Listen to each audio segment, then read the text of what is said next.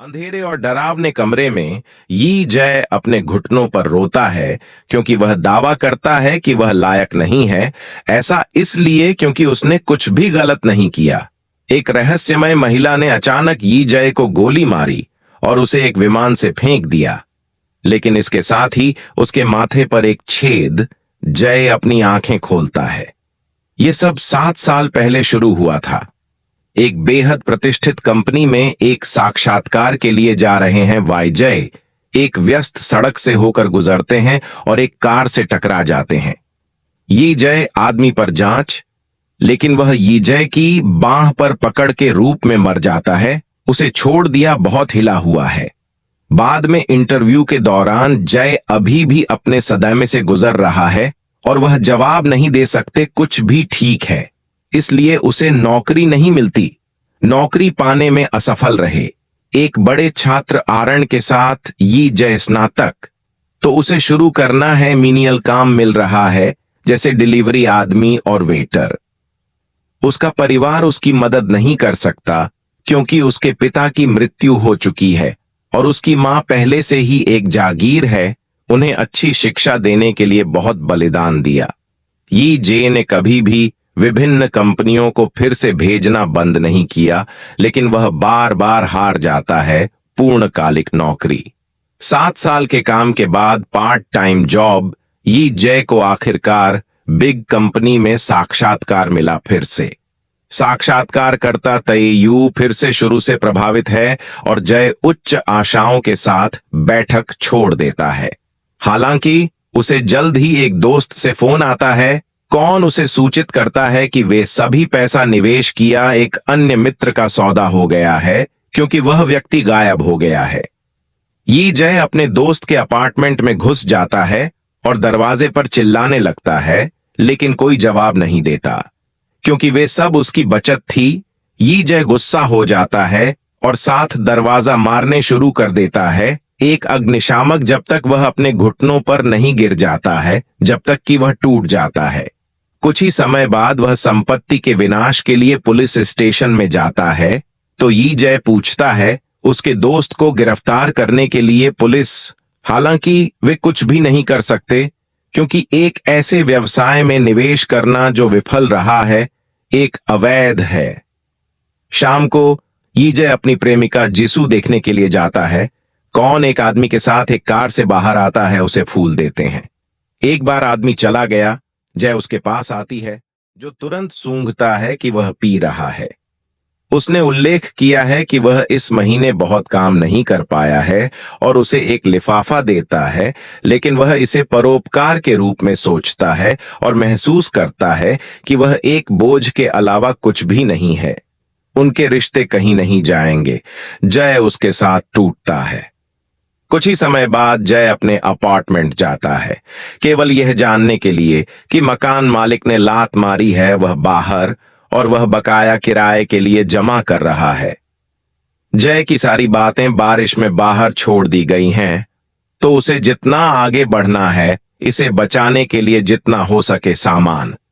अफसोस की बात है कि ज्यादा कमरा नहीं है और जब सुबह आती है उन्होंने अपनी कई चीजों को खो दिया है। रात को जमीन पर सोने के बाद यी जय को कंपनी से एक संदेश मिला, उनका इंटरव्यू फेल हो गया। एक और टूटने के बाद यी जय फैसला करता है कि वह पर्याप्त है और बीच में स्व डेलेट्स है, शहर के अपनी मां के आह्वान को नजरअंदाज करना। अंधेरे कुछ सेकंड के लिए लेता है और फिर यी जय को पता चलता है कि वह एक निजी विमान में है।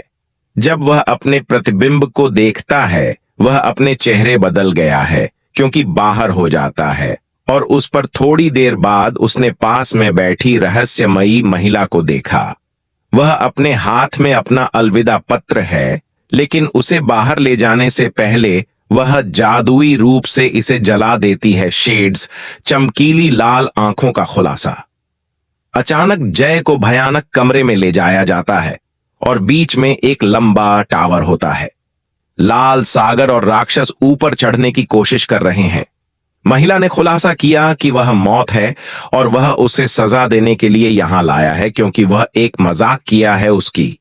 वह उसे गले से पकड़कर किनारे से फेंक देती है तो राक्षस उसे पकड़ने की कोशिश जैसे वह गिर जाता है। बहुत सारे जीव पानी में उसके लिए इंतजार कर रहे हैं, लेकिन जब वह क्रैश होता है वह जागता है दूसरे चेहरे के साथ विमान में ऊपर। मौत भी है और वह बताती है कि वह ये जय को सजा के रूप में 12 बार और मार देगी और मौत की तकलीफ से पिंडली लिपट जाएगी और वह चाहे मर जाएगा जहां वह समाप्त होता है। हालांकि अगर वह मौत से बचने में कामयाब होता है उसे उस जीवन को बनाए रखने की अनुमति होगी। जय उन मौतों के बारे में परवाह नहीं है क्योंकि वह सब खत्म करना चाहता है, लेकिन मरने के बाद विमान तूफान में प्रवेश करता है। बेसुध होकर यी जय ने लाइफ जैकेट पहन रखी है और सीट बेल्ट को तेज करती है। फ्लाइट अटेंडेंट उसे बताने के लिए आता है कि यह केवल कुछ अशांति है। कुछ मिनट के हिलने के बाद विमान स्थिर हो जाता है और परिचर यी जय को देता है अकेले। अभी भी भ्रमित है, यी जय आसपास देखना शुरू कर देता है और वह एक बहुत अमीर के शरीर में है व्यक्ति। अचानक उसके मन में एक चमकती हुई चोंच आई। उसे व्यक्ति के विवरण की सूचना उसके पास है। यह आदमी महत्वपूर्ण कंपनी यी जय के सीईओ है और वह अपने अमीर हो गया है पूरी जिंदगी। तैयो उसका बड़ा भाई है और वे प्रतिस्पर्धा करते हैं क्योंकि वे सब पर बच्चे थे। सहित कंपनी का नेतृत्व कौन करेगा? उनकी सारी मेहनत ने उन्हें अपने पिता की स्वीकृति प्राप्त करने की अनुमति दी और अंततः उन्हें चुना गया। नए सीईओ जय इस जीवन शैली से बहुत खुश है और फैसला करता है कि वह इसे बनाए रखना चाहता है, लेकिन इस पर जैसे ही इंजन आगे बढ़ता है विमान बहुत तेजी से नीचे जाने लगता है और यी जय सभी स्लाइडिंग फर्नीचर को बंद करना पड़ता है सीट बेल्ट तेज करने के लिए। अपनी सीट पर वापस जाने से पहले पायलट विमान को नियंत्रित करने की कोशिश करता है और आग फैल जाती है। एक छेद बना रहा है विमान के एक तरफ जो पायलट और फ्लाइट अटेंडेंट को बाहर ले जाता है। यी जय केवल एक विस्फोट के रूप में देख सकते हैं। पूरे विमान में आग लग जाती है और वह जल्द ही है मौत के घाट उतार दिया। बाद में जय अंधेरे कमरे में उठता है जो अब एक बंजर क्षेत्र है। एक चमकदार चमक रहा है मौत के लिए दरवाजा और डेस्क। इस डेस्क पर जीवन की एक घड़ी आ जाती है। जबकि मौत उसकी बंदूक में गोलियों का एक गुच्छा डालता है, वह कुछ बातें बताती हैं। उन शरीरों की आत्माएं पहले से ही मर चुकी हैं, इसलिए जय उनकी जान नहीं चुरा रहा है, वह है सिर्फ शवों को दूसरा मौका देना। यदि वह इन सभी में जीवित रहने में विफल रहता है वह नरक में जाएगा और उसे मौत दी जाएगी एक पूर्वावलोकन। वह यी जय को पकड़ती है और उसे दरवाजे के पीछे ले जाती है जहां वह अवर्णनीय भयावहता देखता है। जब मौत उसे बाहर ले जाती है, यी जय अपने ब्रेकडाउन है शुरू में लौट रहे हैं। उसे समझ नहीं आता कि उसने नरक के लायक क्या किया, तो मौत कहती है कि वह खोजने का दोषी है उसे खोजने से पहले। वह यह भी बताती है कि उसके कार्यों के आधार पर अगर वह 12 शवों में से एक में जीवित है वह नरक जाने से बच सकते हैं। यी जय ने फैसला किया कि वह आखिरकार जीवित रहने की कोशिश करेगा और मौत उसे अंदर भेजने के लिए गोली मार देती है दूसरा जीवन। वह खुद को एक नए शरीर में स्पोर्ट्स जंप सूट पहने हुए, लेकिन उसके बिना एक विमान से गिरते हुए पाता है एक पैराशूट। जैसे ही वह घबराता है वह देखता है कि 3 अन्य लोग उसके साथ कूद रहे हैं और कैमरे ले जा रहे हैं। एक आदमी उसकी मदद करने के लिए उसे पकड़ लेता है और उसी समय चमकता हुआ कंकड़ उसके दिमाग में प्रवेश कर जाता है। यह शरीर एक एड्रेनालाइन जंकियर का है जो चरम खेलों से प्यार करता है और उसने बहुत कुछ किया है पागल चुनौतियों का। उन्होंने 4 गिनीज वर्ल्ड रिकॉर्ड अर्जित किए। आज वह एक चुनौती कर रहा है जिसमें 1000 से पैराशूट के बिना गोता लगाना शामिल है, सुरक्षा जाल पर उतरने के लिए जमीन से मील ऊपर। यह कार्यक्रम राष्ट्रीय टीवी पर प्रसारित किया जा रहा है और यदि वह इसे खींच लेता है उसका प्रायोजक होगा, उसे 3 अरब नकद दो। प्रायोजक की स्मृति में एक व्यक्ति को लाइटर से खेलते हुए दिखाया गया है। इस तरह के पैसे का विचार यी जे को चुनौती पूरा करने के लिए प्रेरित करता है, तो वह धक्का देता है, सहायक दूर चला जाता है और तीव्र गति से गिरने लगता है। शरीर ने मूल आत्मा खो दी, लेकिन क्षमताएं बरकरार रखीं, इसलिए यी जे आश्वस्त महसूस कर रही हैं और उत्साहित भी। जब वह आखिरकार अपने गंतव्य तक पहुंच जाता है, वह जाल से चूक जाता है और जमीन पर गिर जाता है, तुरंत मरना।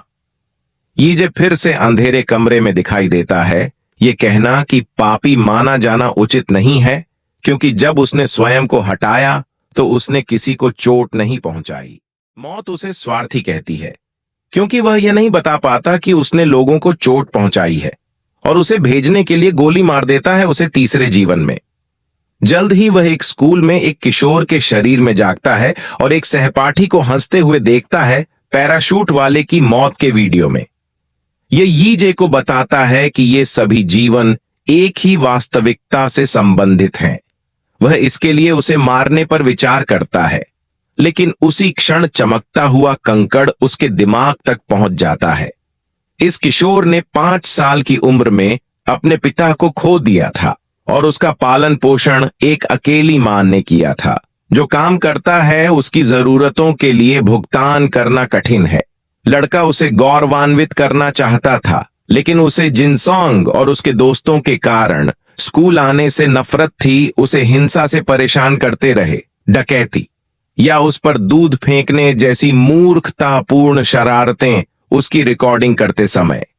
हालांकि उन्होंने यह बात अपनी मां को कभी नहीं बताई कि वह चिंता न करे। आखिरकार लड़के को महसूस हुआ जैसे स्कूल नर्क बन गया है और उसे सताने वाले राक्षस हैं, इसलिए वह स्वयं हटाने का निर्णय लिया। यी जे को एहसास होता है कि जीवित रहने के लिए उसे केवल स्वयं को नष्ट न करने का विकल्प चुनना होगा। उसी समय जिनसेंग उसके पास आता है और उसे मारने से पहले दूध लाने की याद दिलाता है उसे। यी जे ने पीड़ित होने से इनकार कर दिया और कुर्सी से उसे गिराने के लिए उसका पीछा किया। जिनसेंग का एक दोस्त उसे रोकने की कोशिश करता है, लेकिन यी जे ने धक्का देने से पहले तुरंत उसे अपने वश में कर लिया। खिड़की के सामने जिनसेंग उनसे माफी मांगने को कहा जा रहा है। अचानक किसी ने यी जे को नीचे गिरा दिया। यह ताए सियोक है, एक बहुत मजबूत किशोर जो तुरंत उस पर कब्जा कर लेता है और उसकी पिटाई कर देता है। फिर उसने और उसके दोस्त ने यी जे को पकड़ लिया ताकि जिनसेंग सहपाठियों के दौरान उसे भी मुक्का मार सके। डर कर देखो। तभी अध्यापक आ जाते हैं और सभी लोग अपने स्थान पर चले जाते हैं, लेकिन कक्षा के बाद जिन